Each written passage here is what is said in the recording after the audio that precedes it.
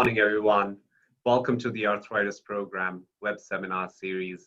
Today is our lecture number 13 on disease modification and osteoarthritis. Today's guest speaker is Dr. David Hunter, all the way from Australia. Before we start the introductions, just a reminder to the audience, please post your questions on the question answer tab on Zoom. Over to you, Rob, to be able to introduce Dr. David Hunter. Good morning, everyone. It's a pleasure to introduce Professor David Hunter.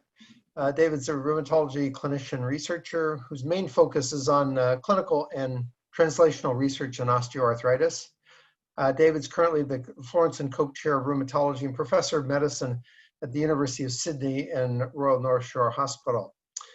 He's a leading expert in osteoarthritis on a worldwide scale and is section editor of Up to Date in OA.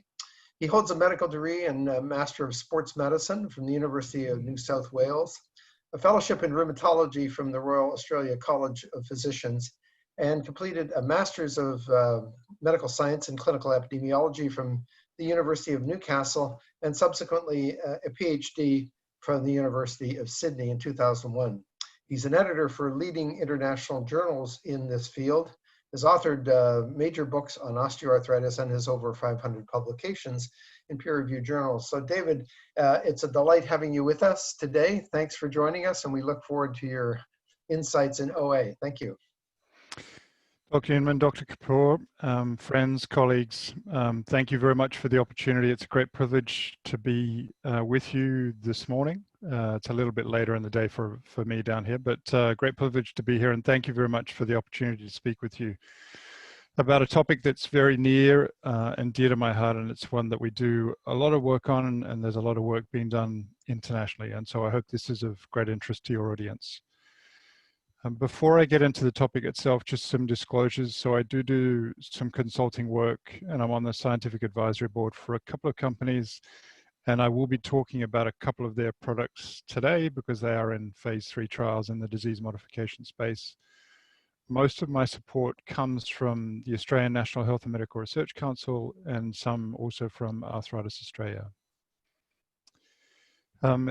As Dr. Kapoor and Dr. Inman suggested, there is a chat box that I think you're being invited to post your comments and questions to, and I'm going to leave as much of this presentation to discussion as I can, because otherwise I do feel over the course of this late evening for me that I will be just otherwise talking to a blank screen. So it's pleasing to know that you're out there, and really looking forward to the discussion towards the end. For those of you that want to read a little bit more about the topic, these are some relatively recent references on disease modification that I value and or have contributed to. And it's interesting, as part of the review for this particular presentation, I looked at Wikipedia, and it actually remains relatively current with regards to the status of clinical trials. So it's the first time I've ever referenced Wikipedia. But you know, it's a great opportunity for us to hopefully share some ideas and knowledge, and hopefully have that discussion later on. In terms of what I'm going to cover tonight, this is the broad outline. I'm going to talk about the various disease-modifying agents, the various stages in development, then look at some reasons for failures, and you're probably well aware that this is an area where there has been no regulatory success as far as drug approvals are concerned. There has been a lot of failures, and we've learned a lot from those failures. So I think it's really good to reflect on that. I'll talk briefly about the current regulatory stance with regards to approval for disease modifiers, and some current activity that's happening in this space that hopefully will help in overcoming the impasse of regulatory approval, and then open it up for your questions. Most of the focus today is going to be on pharmacologic interventions, and I'm not going to pay any attention to other agents that potentially have disease-modifying potential, including stem cells, platelet-rich plasma, weight loss, or other interventions. Firstly, by way of introduction, just a brief description of osteoarthritis, which is a disease of the whole joint and that can affect any of the synovial joint tissue structures. And whilst historically disease modifiers were often targeted towards the cartilage, as you'll see in a moment, there are a number of agents that are being developed and are in different phases of development that target other synovial joint tissue structures, which is critically important when we also understand the importance from a regulatory standpoint of having some concomitant improvements in a person's symptom experience. So cartilage obviously does not contain nociceptive nerve fibers, so it can't be directly responsible for symptoms, hence the importance of looking at other tissue structures which may be more immediately responsible for a person's symptom experience. As we know, the etiology of pain in the context of osteoarthritis is complex and fits within this biopsychosocial model where peripherally within the joint structure itself, certain features, particularly bone marrow lesions, synovitis, and effusion, may be responsible for the etiology of pain in the periphery, obviously with interaction with the amount of physical activity a person does, their strength. That experience of pain peripherally and the triggering of nociceptive nerve fibers is then processed. And a person's pain experience can also be modified by their psychosocial circumstances and their socioeconomic circumstances, which ultimately then determine the expression of their distress and disability. Historically, most of the management of osteoarthritis has been what I would describe as palliative. I might just try and drag this off my screen if I can. I'm not sure if you guys could see that toolbar, but most of the management has been described as palliative, meaning a person presents, they're often given an analgesic medication such as an anti-inflammatory, and when that's no longer sufficiently effective at modifying a person's symptoms, they're often sent off for surgery, of which the most common intervention these days is a joint replacement. And so that's what I would consider as palliative. There are huge other opportunities, though, as far as the management for a person with osteoarthritis, including public health interventions around modifying a person's risk of joint injury, reducing obesity in the community, and thereby reducing the number of people who develop osteoarthritis, but also progression. I mean, that's largely what I'm going to talk about today, but obviously the disease modification space often doesn't consider other interventions which might alter the mechanics of the joint and thereby limit risk of progression of the disease. As mentioned a moment ago, there are lots of different agents that are currently in different phases of development that target different joint tissue structures, including ones that specifically target cartilage, others that have more of an inflammatory target, and others that target more subchondral bone. And I think it's important from the viewpoint of the heterogeneity of the disease, its presentation and the different phenotypes that we see in osteoarthritis, that we do have a broad array of agents being developed, because one agent may not necessarily be suitable in treating everybody that has osteoarthritis. For the most part, what I'm going to focus on tonight are agents that are in later stage development, and it's really those top three agents there, lorcetivint, the Invosa tissue gene product, and sprifermin, that I'm going to concentrate a little bit more on in terms of the results of their phase 2 trials in particular.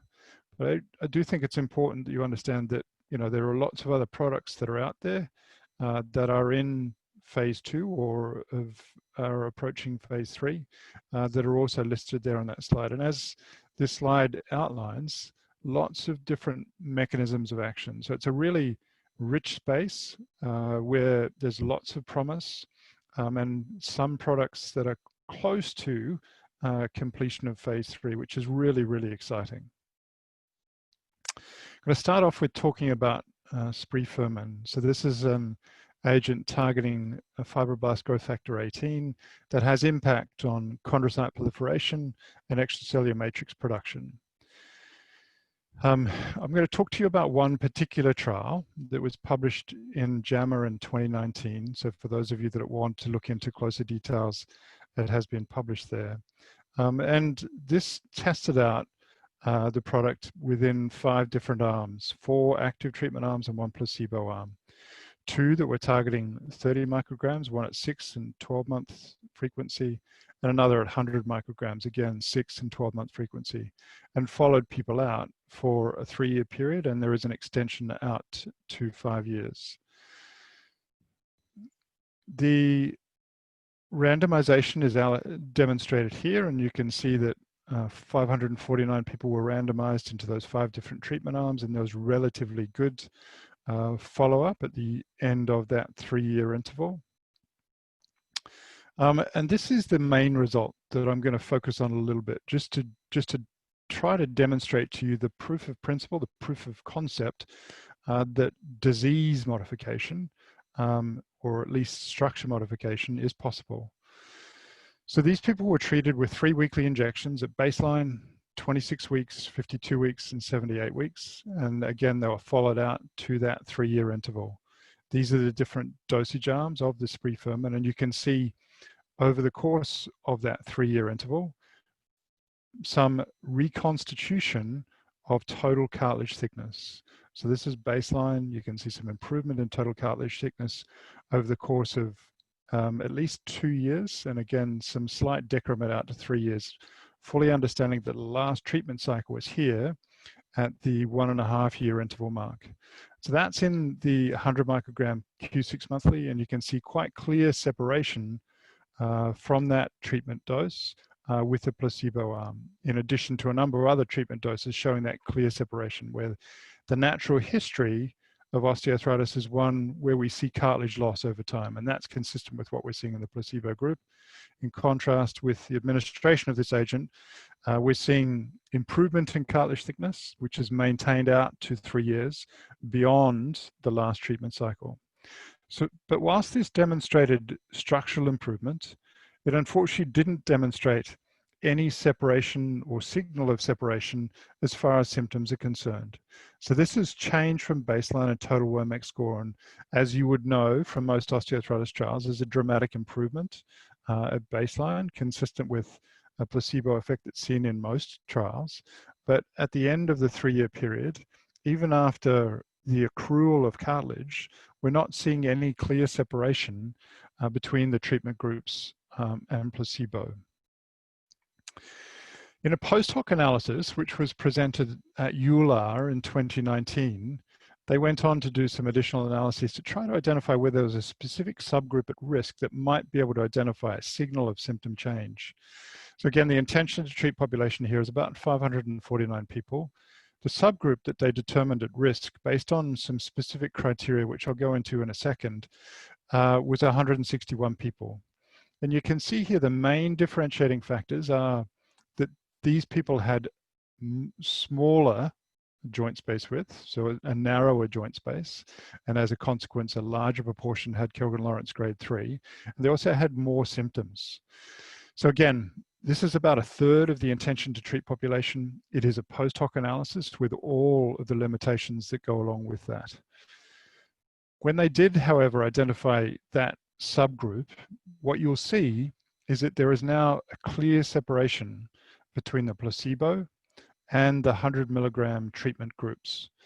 So that is the 12-month and that's the 6-month treatment group. And if you think about this being the WOMAC pain score, that's obviously a clinically important difference at the 3-year interval as well. So again, a post hoc analysis that has identified that subgroup at risk. It's quite clearly different from the results seen in the intention to treat population. But what you'll see through the course of some of the next slides as it relates to some other products is that that subgroup at risk definition is probably something we're going to need to continue to do. Invotatishugene is a product of allogeneic chondrocytes which have been genetically modified to produce TGF-beta1. They've conducted a phase 2 multi-center single-blind randomized controlled trial, which I'll touch upon in a moment, that showed improved pain and function in the treatment group compared with placebo at 24 weeks of follow-up, and no serious adverse events have been observed. And there are now 2 phase 3 trials that are underway. The product itself involved harvesting chondrocytes from one single donor, transforming those cells with TGF-beta, amplifying them storing them so that they can be subsequently administered as therapeutic cells. So there's a bank of these cells that have been transformed with TGF-beta. The results after dosing with this tissue gene product shows that at 3 months, there's a clear separation in the mean VAS scale between placebo and the Envasa treatment group that is persisting out to 24 months.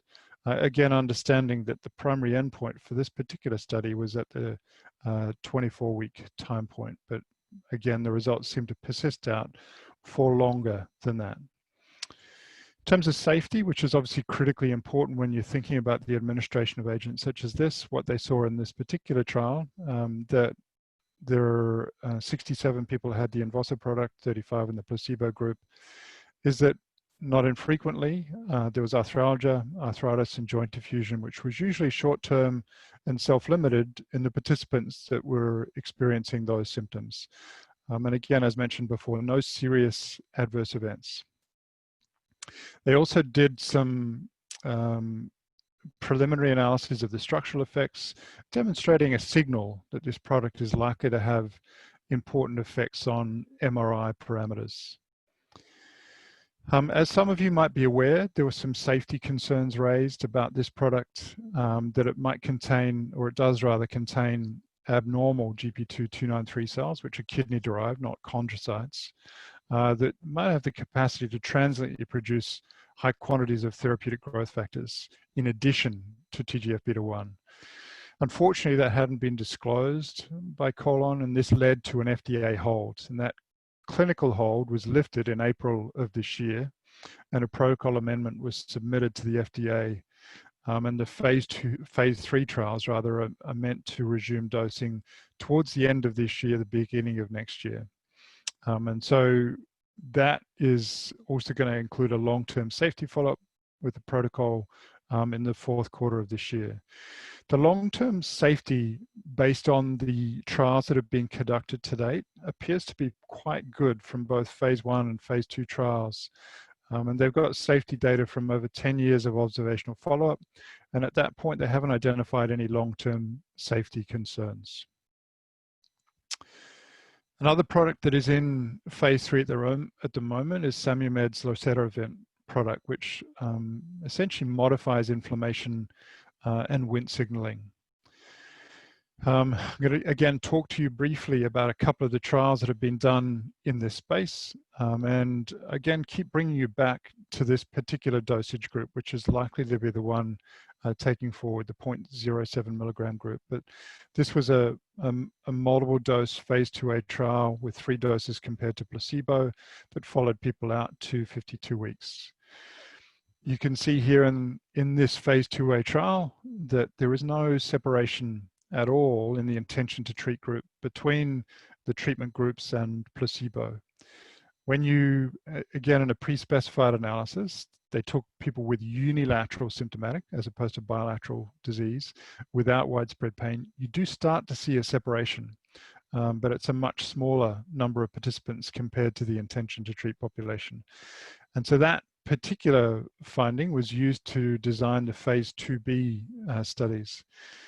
Consistent with the pain outcome, you can see no separation in intention to treat for WOMAC function, but again, with the subgroup analysis, you're starting to see a separation favoring the treatment groups.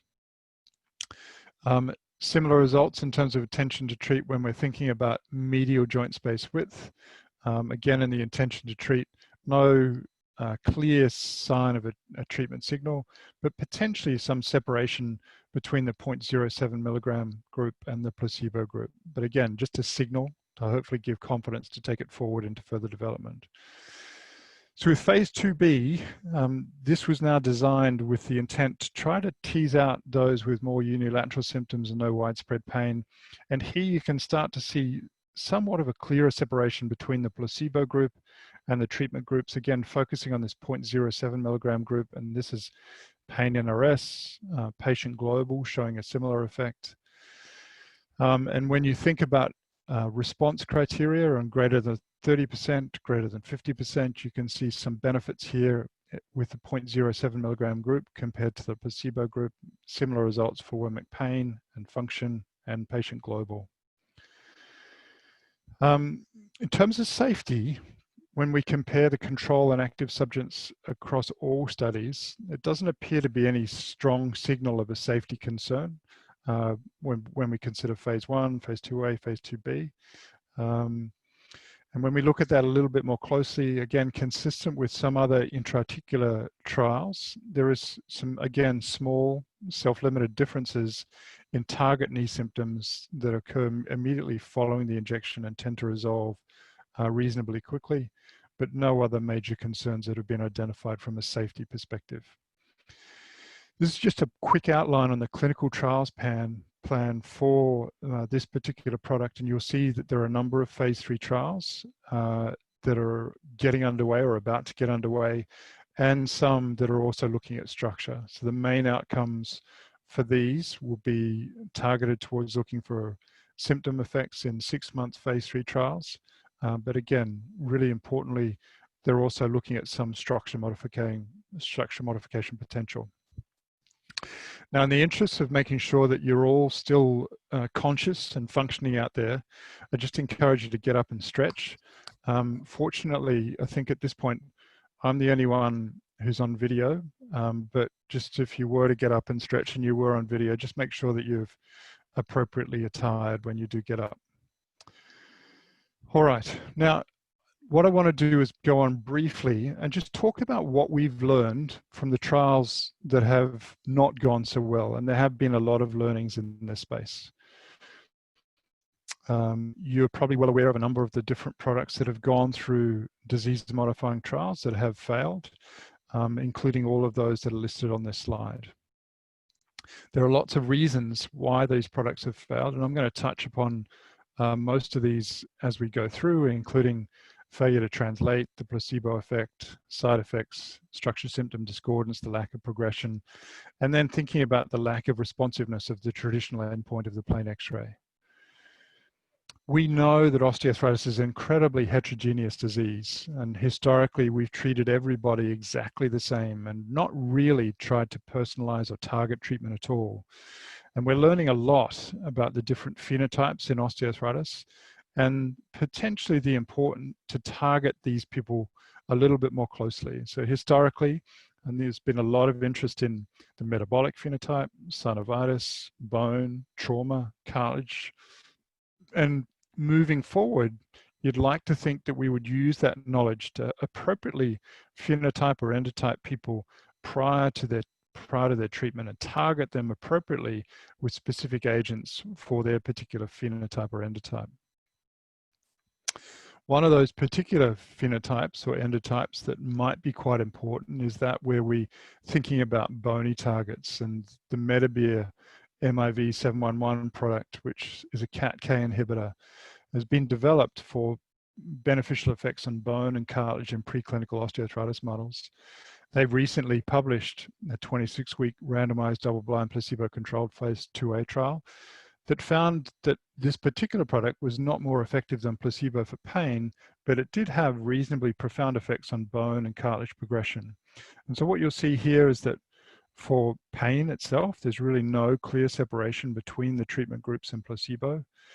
You'll see here that in the placebo group, they are losing cartilage over time, whereas there's been some preservation in the active treatment groups, and a similar effect that's beneficial in terms of medial femoral bone area, and some positive effects in terms of improvements in some biochemical markers, CTX1 and CTX2, which is seen in the lower portion of this slide. So positive structural effects, but no salutary clinical effects that were seen at least at 26 weeks. Who knows what would happen if these people were treated for longer and those persistence in structural effects were seen. Another really promising structure that a lot of people have been interested in for a long period of time is that of the bone marrow lesion. So this bright signal that we see on T2 fat suppressed sequences that likely reflects mechanical overloading and altered metabolism in the subchondral bone. This is some findings that have recently been published by Laura Lassett and Graham Jones from Tasmania and Australia, looking at specifically zoledronic acid and its ability to target bone marrow lesions. And what you'll see here is that with treatment at 0 and 12 months, there is some signal of separation between the placebo and zoledronic acid arm in terms of bone marrow lesion size from baseline. Unfortunately, however, there wasn't concomitant benefits seen as far as symptoms are concerned. And so despite an earlier, smaller trial demonstrating solid improvements in bone marrow lesions and symptoms, the larger trial that has recently been published in JAMA didn't demonstrate any significant improvements in bone marrow lesions, symptoms, or cartilage volume at 24 months. Not to necessarily say that the bisphosphonate story is done, but this is a really pivotal trial that demonstrates, at least at this point in time, zoledronic acid doesn't appear to have salutary effects here. Now, historically, when I was talking to Dr. Inman before, and a lot of rheumatologists have been using a lot of disease-modifying therapy, similar to what they might use in autoimmune disease, and translating that to osteoarthritis. Particularly historically, a lot of use of hydroxychloroquine, more recently a lot of methotrexate. And this is a meta-analysis that Wei Zhang and his group did, and that was published relatively recently in the Journal of Rheumatology, that looks at a range of agents, including methotrexate, hydroxychloroquine, and a range of biologic agents, targeting inflammation in the context of osteoarthritis. And so this is a meta-analysis of all of those trials. I guess the bottom line is that whilst there might be a small signal with an effect size of 0.18, which again, to stress to you, is not anywhere near clinically meaningful, suggesting some positive effect, overall, there's no real clear signal of benefit. And whilst this particular trial might have suggested a benefit from hydroxychloroquine, more recent trials of hydroxychloroquine really haven't replicated that and haven't shown any potential for hydroxychloroquine in the management of osteoarthritis, whether this be inflammatory changes associated with erosive hand osteoarthritis or knee osteoarthritis. So you might think, well, that's the inflammatory story done and we're over with that.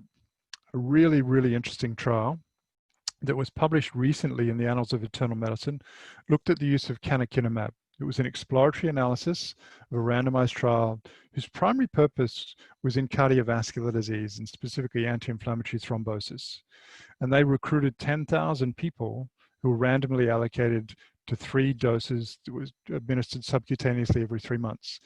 Bear in mind that canakinumab has already done an intra-articular trial, once-off injection, a number of years ago and didn't find any benefit.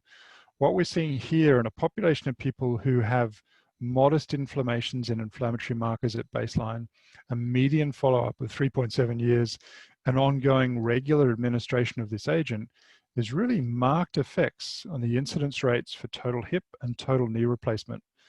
So you're seeing basically close to a 70% reduction, close to a 50% reduction in incidence rates for joint replacement with ongoing administration of canakinumab. I'm trying to interest Novartis in an ongoing osteoarthritis project targeting this, and we'll wait and see what happens here, because I think this is really exciting and potentially shows that modification of inflammation in the context of osteoarthritis is not a done story. Now, Dr. Kapoor and his colleagues obviously do a lot of preclinical research, and one of the areas that is most troubling in osteoarthritis is what we call the translational gap. Traditionally, most of the models in osteoarthritis have been young, male, injured rats or mouse. And obviously, when we're thinking about the translation of those findings to older postmenopausal females, it's not surprising that my colleague Chris Little, who wrote this opinion piece with me some years ago, he's cured osteoarthritis many times in mice. Unfortunately, we haven't been able to demonstrate similar success, and it may in part be due to the fact that the models that we use in mice are not at all similar to the human condition. Another real concern, particularly in an older age group, oftentimes with comorbidities, is the importance of maintaining good safety. One of the agents that was tested very early on was that of matrix metalloproteinase inhibitors, which unfortunately the non-specific ones tend to have widespread musculoskeletal syndrome, which limited further development. But we know, I guess one of the motivations as to why people are very interested in intra-articular therapies is potentially the benefit that they might be able to sustain locally without too much systemic toxicity. Another huge challenge in the context of osteoarthritis is the large placebo effects. And we know, based on work again from Wei Zhang from Nottingham that was published some time ago, that the placebo effects are large. They're even larger if the route of delivery involves some invasion, and particularly if it involves surgery. And so that might invoke need for novel trial designs to try to provide a clearer separation of the placebo from the active treatment arms, potentially by identification of those that have a higher placebo response with screening type questionnaires at baseline, or a placebo type run-in, and adjusting or excluding some of those people that are high placebo responders. Another challenge is the long time course over which osteoarthritis develops. And traditionally, when we think about the initiation of the disease process all the way through to end-stage disease or joint death, on average, the median duration of that for an individual joint is about 27 years. We tend to focus on the latter 2 to 3 years of a person's joint life. And there may be a lot of benefit in us focusing earlier in the disease course where the joint is less biomechanically deranged and more likely susceptible to some of the agents that we are developing. I'm going to skip through that because hopefully most of you know that. But one of the opportunities here that, I guess I would really strongly encourage us all to think about when we're developing these agents is this is, again, a very heterogeneous disease with a lot of different processes, oftentimes interacting with one another. And historically, oftentimes what we've tried to do is develop one agent that targets one particular mechanism, for example, chondrocyte differentiation, but may not necessarily slow down the inflammatory processes going on in the joint. And so I guess just a call out to think about trying dual targeting and not necessarily just one target at a time, so that we might increase chondrocyte activity and increase matrix production, but at the same time trying to turn down the inflammation that oftentimes degrades our ongoing ability to maintain those structural benefits. Another, I think, helpful thing that's occurring in recent years is the thought about trying to sustain intra-articular drug delivery. Very cognizant of the fact that the half-life of most agents, when they're injected intra-articularly, is often very short. And so historically, one of the agents that is thought to have a much longer half-life, hyaluronic acid, really doesn't have a particularly long half-life within the joint.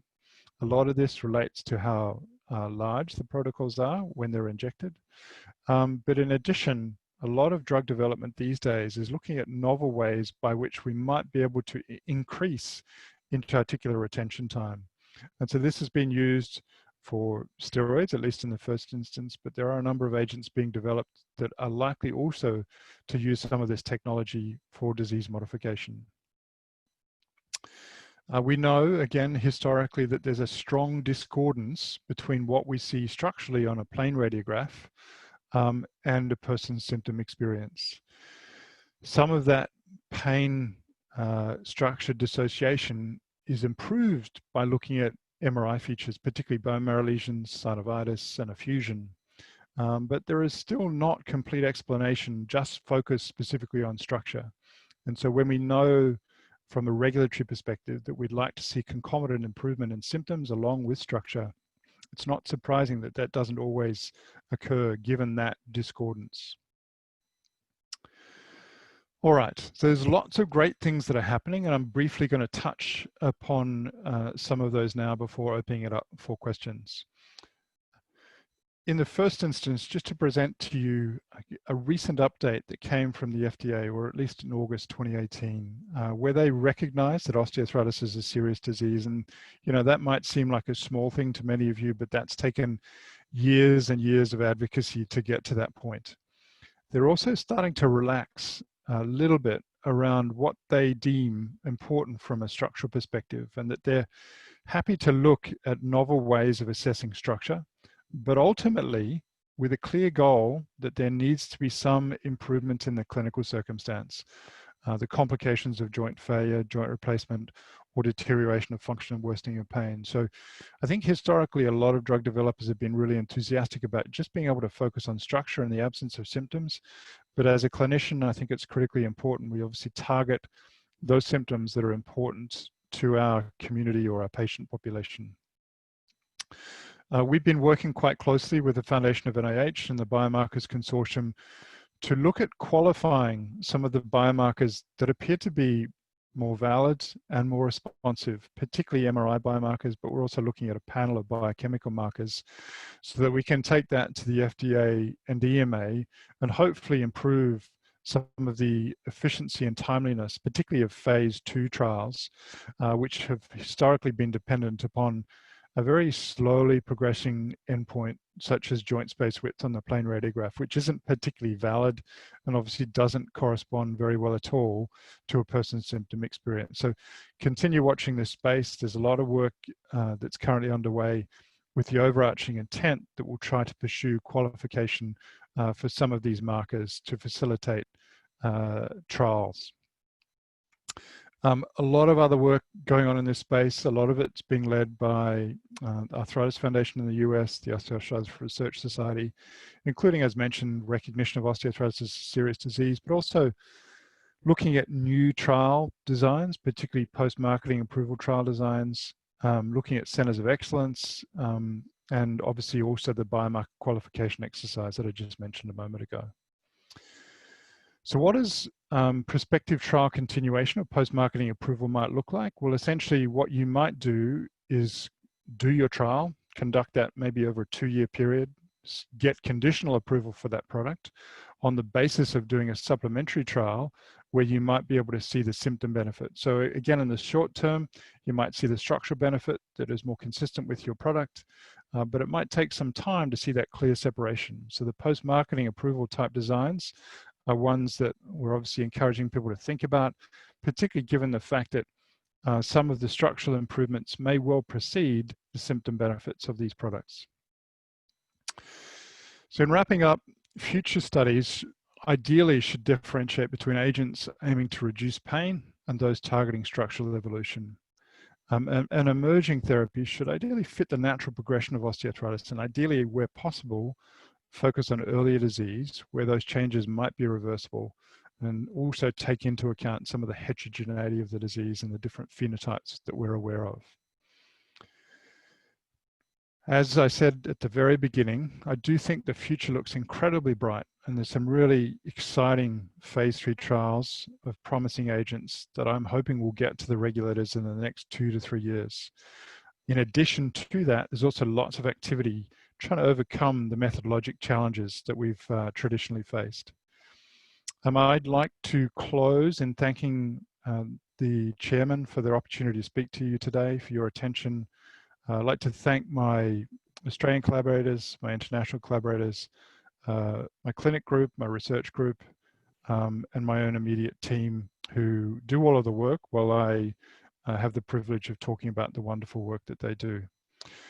I'm going to leave in closing just with a couple of quick advertisements, if that's like Mohit. Just a workshop that we're organizing called Mind the Gap, where we're trying to break down some of the translational barriers between basic researchers, clinical researchers, and clinicians with some consumer perspectives to try to facilitate some translational barriers that historically we've been troubled with. If that's of interest, please note that particular link, and we welcome registrations. That's on October 14th and 15th down in Australia, but we will be recording it for anybody who doesn't find that time zone conducive to good sleep. In addition, for those of you that might have disease-modifying trials out there. We've just started some conversations with Sita and Marienka in the Netherlands about trying to develop a disease-modifying OA trial bank so that we can start thinking about individual patient data meta-analysis and obviously harnessing some of the strengths of the multitude of trials that have already been conducted and run out there. So if you have a disease-modifying trial that's run and done and you're willing to share the data, please do reach out to either myself or to Marienka. Like a lot of other people during the COVID pandemic, we've also started a podcast, largely to try to get, I guess, important messages out there to consumers with osteoarthritis. And you'll see a lot of familiar faces and some topics that hopefully are of interest to you. And so if you're interested in that, that's joint action. We've been running that for the better part of the last 3 to 4 months. It appears to be being well received. But again, just to thank Dr. Inman, Dr. Kapoor for the opportunity to speak with you today and open it up for your questions. Thank you. That was a phenomenal overview, David. Rob, would you like to read the questions? Yes, so I'll start off. So this comes from Jason. Fantastic presentation, David. Always enjoy hearing your discussions on OA. Question about mouse models and the best way to look at differences in sex. Should the field be using skeletally mature mice, male mice, and skeletally mature overreactomized female mice as a small animal model? In contrast, should we be using 10 to 12-month-old male and female mice instead? Yeah, so it's a really, really great question, Jason, and I appreciate the intent, and I'll try to give you the best answer that I can. And then encourage you to, I guess, reach out to people like Chris Little, who I have the privilege of collaborating with. So Chris has been talking for a lot of years about developing a comorbid mouse model that's a little bit older, a little bit more obese, and that ideally that it's female, in a large part to try to simulate the common human experience, because more frequently than not, you know, the young male injured mouse doesn't necessarily translate well to the human experience. So I think wherever possible, I think try to simulate the patients that we typically see who tend to have, you know, 2 to 3 comorbidities. They're older, oftentimes above a healthy weight.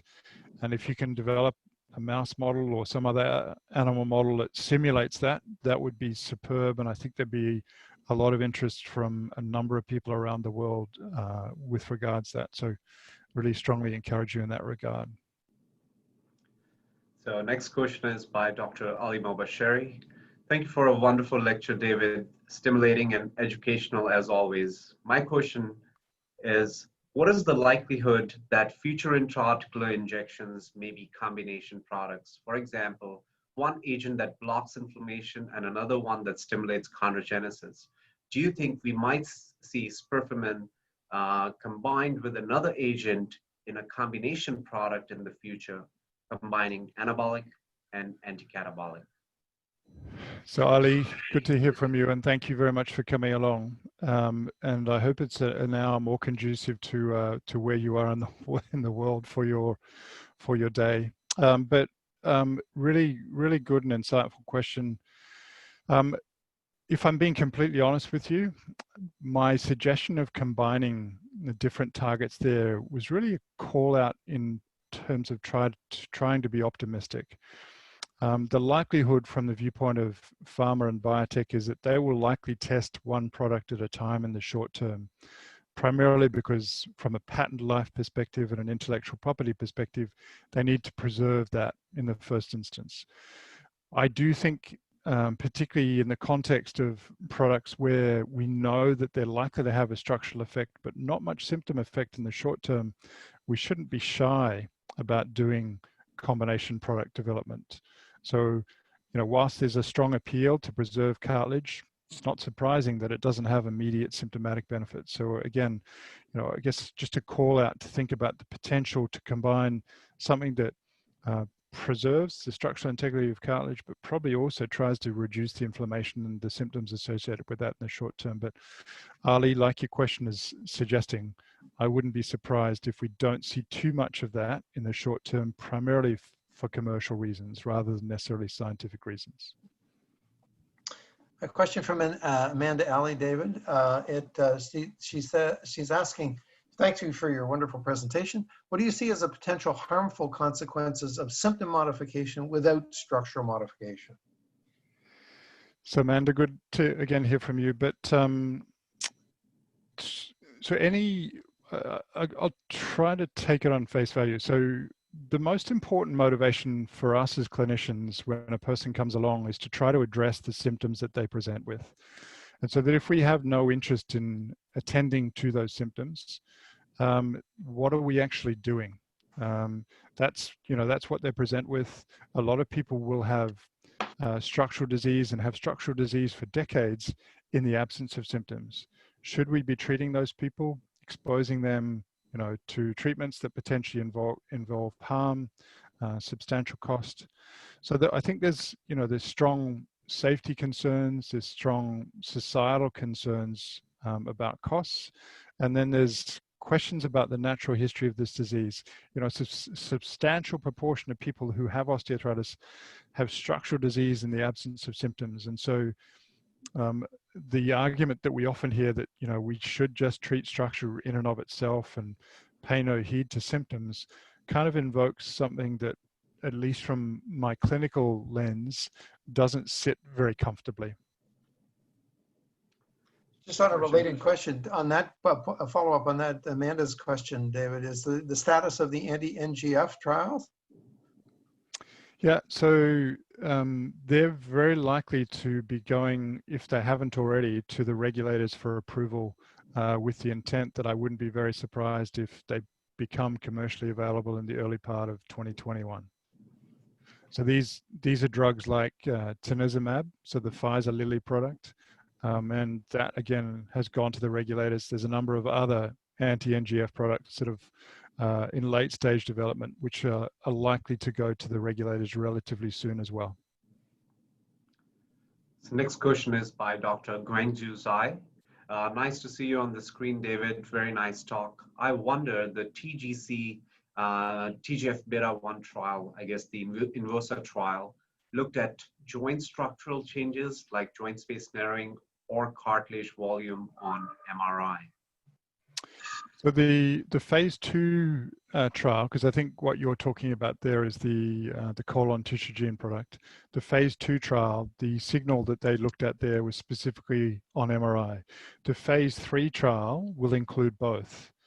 So they'll include both joint space width on a plain radiograph, cartilage thickness on an MRI, as well as semi-quantitative changes on MRI.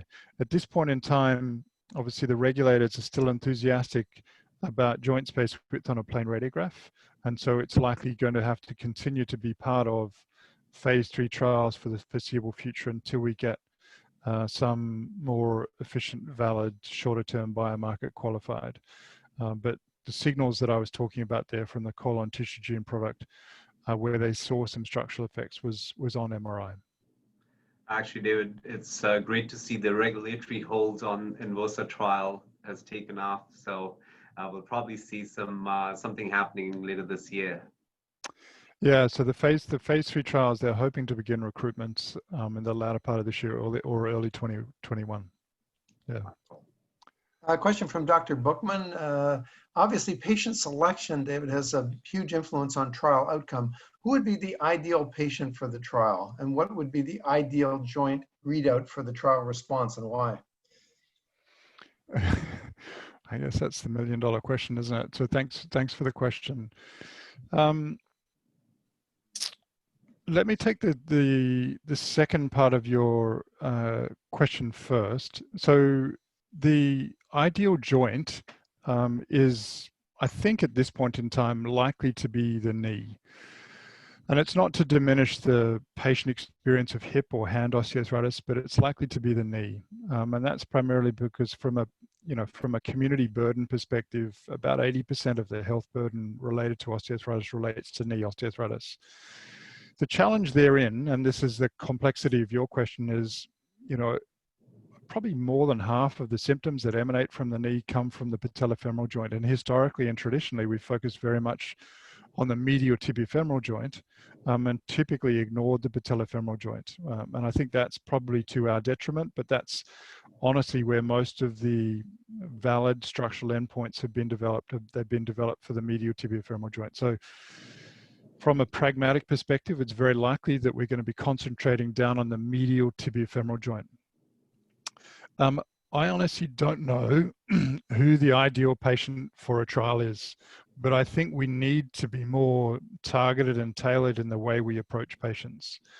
And so I think there's a continued strong appeal in thinking about phenotypes and categorization and stratification of patient groups and targeting them with disease mechanistic specific products.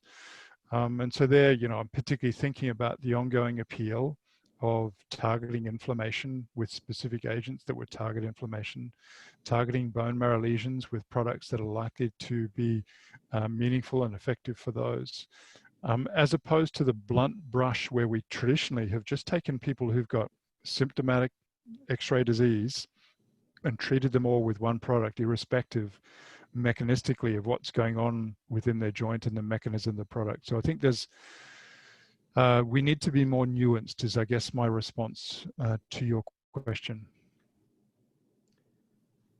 The next question is by Dr. Robin Poole. Very nice talk, David. I was a bit late to the talk, so may have missed this.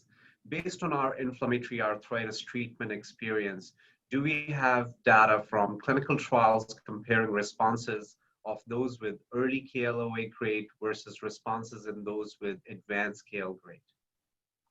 So Robin, good to hear from you, and I hope you're well. The trials have ranged in their inclusion criteria for inflammatory products, ranging from Kellgren-Lawrence 2 all the way through to Kellgren-Lawrence grade 4. They've included people with erosive and non-erosive osteoarthritis, so a range of people. They haven't necessarily included people with earlier radiographic disease, MRI, structural changes in the absence of radiographic disease. And I think when we're thinking about the potential for biologic products or traditional disease modifying agents in the context of inflammatory rheumatic disease to modify the mechanics of an aberrant joint, which is often the overwhelming structural driver in a person that's got late stage disease. It's not surprising that late stage disease hasn't shown much of any response. Hence, your question is probably driving us to think more about earlier structural changes where the inflammatory target might be more amenable. But at this point in time, there's no signal to suggest that those people with Kellgren-Lawrence grade 2 are any more responsive than those at Kellgren-Lawrence grade 4, but there might be some opportunities before we get to that. Thank you. A follow-up from Amanda Alley. In the interest of narrowing the translational gap then, should more preclinical studies focus on pain modification as a primary outcome rather than structural modifications as the majority do now? Amanda, I'm probably misinterpreting your question, and it's probably because of the late hour of the day. But please, if I don't interpret your question correctly, please just retype it or type it out again. Look, pain is still a very important unmet need in the context of osteoarthritis. Not surprisingly, even in the context of the development of disease-modifying agents, a lot of companies go out and try to specifically just look at a symptomatic outcome at a 6-month time point and use that as a milestone to determine whether they go forward with products. I'm a little bit troubled by that, in part because I've seen a couple of products that you wouldn't expect to have big symptomatic effects over a short period of time fail at the 6-month time point and be taken out of the development phase. So whilst it's probably appealing from a product development perspective to see an early signal as far as symptoms are concerned, sometimes I think that's a tall order, particularly for agents that have a primary structural effect on preserving cartilage, which may take up to 2 to 3 years before we're likely to see any symptom separation between treatment group and placebo. So whilst I think it's appealing to look at that early symptom endpoint, I am troubled a little bit by the experience of products like BMP7 that have, I guess, failed to see that early symptom readout and then have failed to go on further as far as their development is concerned. Next question is by Dr. Soumya Viswanathan. Excellent talk, David. Thank you for this wonderful overview. I'm very encouraged to hear about the regulatory reform led by the FDA. How do you think this will affect funding for trials and products which may have modest effects at earlier time points in early phase trials? Will there be more appetite for developing and translating these products? I would hope so. I honestly, I don't know, but there has been, I think, an increased uptick in the activity in this space, probably over the last, I would say, 5 years, that may well in part have preceded the FDA's guidance. I think there's been greater confidence in taking products through to phase 2 recently because of the FDA's want to see, or want rather to have discussions and their ability to reflect on different structural endpoints rather than just the plain radiograph. So I think in that context, I do think there are a number of companies that are having greater confidence in bringing their products further forward in the development phase, and hopefully more moving forward as well, because even if we get one disease modifier getting approval, it may be targeting one particular mechanism. And so I think it's really important we have an array of products in various stages of development that will allow us to target the different phenotypes which we know abound in the context of osteoarthritis. David, just one question I had on the spree ferment. One of the central themes seemed to be the disconnect between pain and joint and structural progression. In the spree ferment trial, when you actually tease out with the post hoc analysis the responder versus non-responder phenotype, am I correct in interpreting that it was actually the patients with more advanced KL scores and higher pain scores that were the most responsive? Yeah, and so I guess just to help to understand that a little bit, Dr. Inman, is that when you've got a narrower joint space, the likelihood that you're going to progress is higher from a structural perspective. And similarly, your opportunity to see a signal of a symptomatic benefit is only going to be present when you've got more symptoms. And so from both of those perspectives, there's a strong appeal to recruit people who are likely to progress with more symptoms, but preferably unilateral symptoms and not widespread pain. Right. Thank you. David, it's 10:59 Sydney time, so it's time for you to sleep. Thank you so much for taking out time and talking to us. A phenomenal overview. We really enjoyed it. Thank you, David. It was wonderful. My pleasure. My pleasure. And just a reminder to the audience, please join us on October 13. Next lecture is by Marguerite Kloppenberg from University of Leiden on inflammation as treatment target in hand arthritis. See you all on October 13. Thank you again, David. Bye-bye. Take care. David. Have a good night. Take care. Stay well. You too. You too.